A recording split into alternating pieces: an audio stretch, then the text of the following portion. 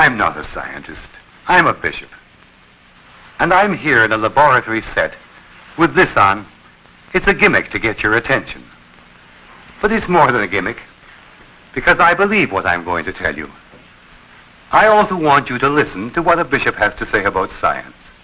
After all, it's as important to my life as it is to yours. And the achievements of science in this day and age are vast and overwhelming. We live in a world that has been transformed by science. Of course, it's not only in space travel and the news that makes the headlines that the men of science affect our lives. Every morning you get up and go out to pick up the milk. That milk has been through the lab. You have a piece of bread or a bit of toast for breakfast. That bread has been enriched by synthetic vitamins made in some lab. You look out a window. Men of science are responsible for the glass in it. The chair I sat on when I had a cup of coffee, it's covered with plastic made in a lab. And so it goes all through the day. Almost everything we touch and see has been at some time or other in a laboratory, and men with test tubes and instruments have been doing something to it. Now, the result of this all-pervading influence of science is that we start to think that science is the most important thing in the world. That the man of science is the one who brings us into touch with reality. And that if we are to know the truth in anything at all, we must know it through the use of those techniques which have so transformed the world for us and given us so many comforts we never dreamed of having before. There was a young boy I knew. And when his teacher began to talk about God and heaven and things like that at Sunday school, he said, "Oh, please, must we believe all that?" The teacher said, "Why shouldn't you?" And the boy answered, "But science refutes it all." You can see his attitude. Unless a claim of fact had been verified and tested by the patient, slow work of the man of science in a laboratory, well, then it was just idle speculation, something not worth bothering about. This belief has even been developed into a philosophy. A few years ago in Oxford, a young philosopher started out with a proposition, which seemed to him to get rid of all the cloudy ideas that had been fogging up men's minds in the past. His proposition would make unnecessary all the debates of the philosophers about what reality is, why we are here, why we were born, and where we're going when we die. These were unreal debates, he decided, about subjects that had no importance at all, because they couldn't be dealt with in the lab. And so his proposition was, all truth can be tested in one simple way. If it can be verified by the experience of the senses, then it is true. Now, after the way I've talked about this philosopher and about the little boy in Sunday school, you are just waiting for me to say, "But that's all wrong. Science is all wrong," and so on. But I'm not going to say it. For a great many hundreds of years, men believed that the world was flat. It was this insistence on verification that taught men the truth about it. Or what about the belief in ghosts? For a long time, people believed in them and handed down many stories about someone else who saw a ghost. It's always been very difficult in my experience to find someone who says he actually saw a ghost, but even that has happened. Now, the way that the modern man would test that is first to question the man who said he saw the ghost. Second, to see if this is not just what somebody else heard, that somebody else heard, that somebody heard. Whether it is the authentic record of somebody who said, "On a certain night I was staying in a castle in Scotland, and in a certain room, and while I was there I heard a dreadful clanking, and then a ghost appeared to me." Third, test that statement by the experience of others. They must place themselves in the same situation and do the same things that the other man had done, and see whether they experience the same result, whether a ghost appears to them. This is the way we go about it scientifically to find out if there are ghosts. So you see, it is science that teaches us to question, to test, to experiment with the world, our ideas, and so on. And I am all for that. We learn a great deal that way. This is all the great result of the experimental way of life. You try something, somebody else tests what you try. until at last you are able to say that a certain thing will happen if you meet certain conditions, and then you develop a theory that explains how it happens.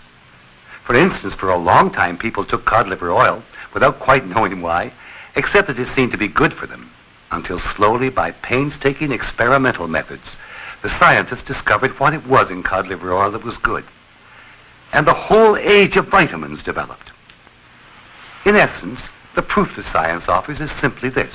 If you do such and such under a certain set of conditions, the result will always be the same.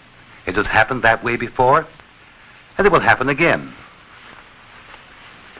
And this part of science, what I'll call experimental living, I take with me out of the science laboratory, and is the place where you've probably been thinking a bishop belongs anyway.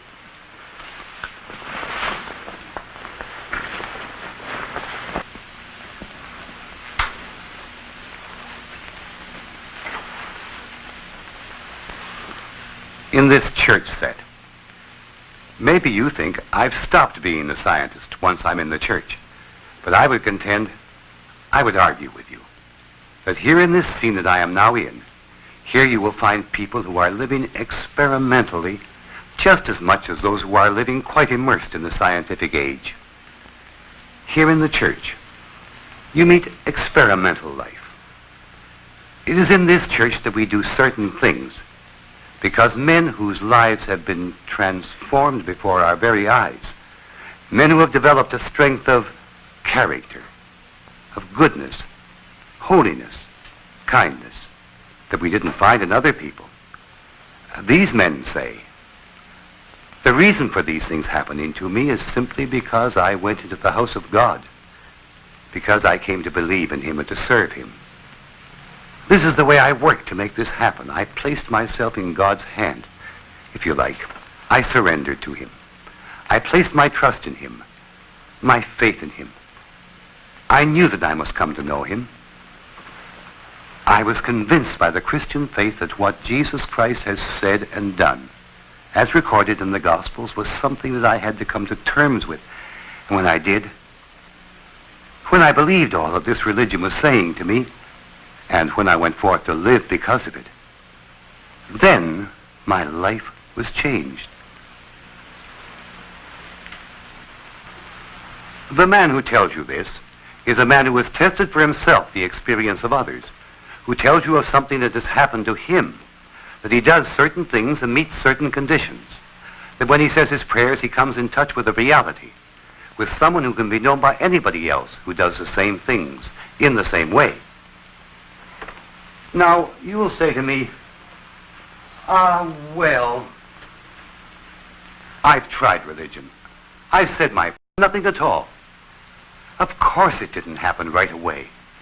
When I began to say my prayers, at first they seemed unreal and strange, just as strange as I would be today if I tried to do a scientific experiment.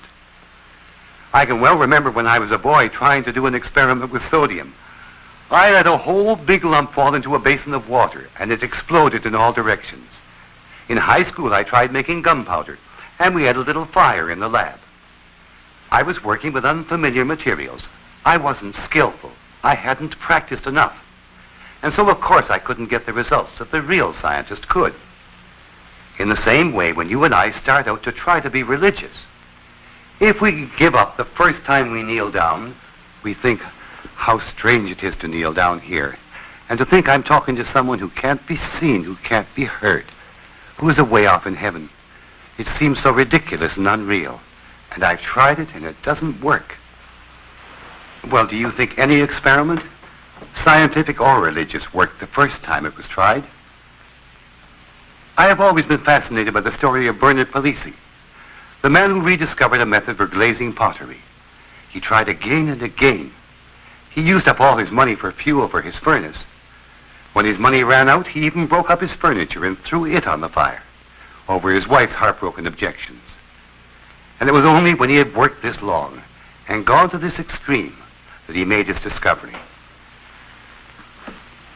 If you say that you've tried religion and it doesn't work, I must confess that I just don't believe it. You've tried it and found it difficult to get started, or you haven't understood it fully, or maybe you have used a few of the wrong methods. But I question whether And in all seriousness and with all respect, I still question whether you have really tried your religion.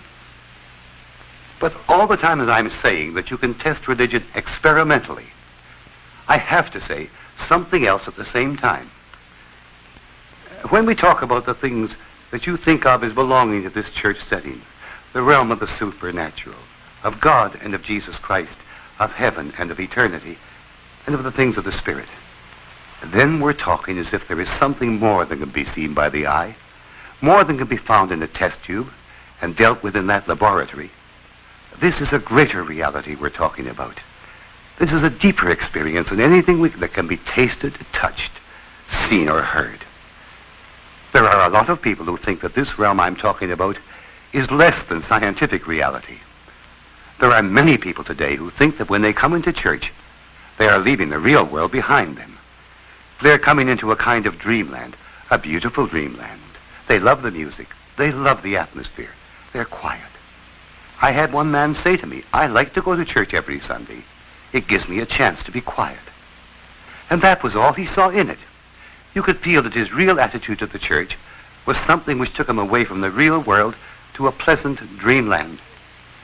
This is all backwards. What is reality is supernatural and natural. What is reality is more than this physical world, and yet includes this world. It is more than sense experience alone. It's easy to forget this because we are surrounded by the results of the tests of the scientific labs. And we're liable to think that this is the only yardstick by which to measure our experience. But it's not enough. It's not enough in this life to have better milk and better vitamins and better Chesterfields and better machines and better things like that. In the last analysis, we want to be better in our souls and in our spirits. In the last analysis, we want to be real people and changed people. To make our human nature into something more noble, more able to look up and to control itself and to live with itself. This is the thing. And this is the laboratory for it, the church, the altar. This is where our lives are lived out experimentally, in reality. The scientist, the lab technician, make their tests slowly, carefully, again and again, faithfully. In the essence, what I'm really saying to you is, try Christianity. See, it works.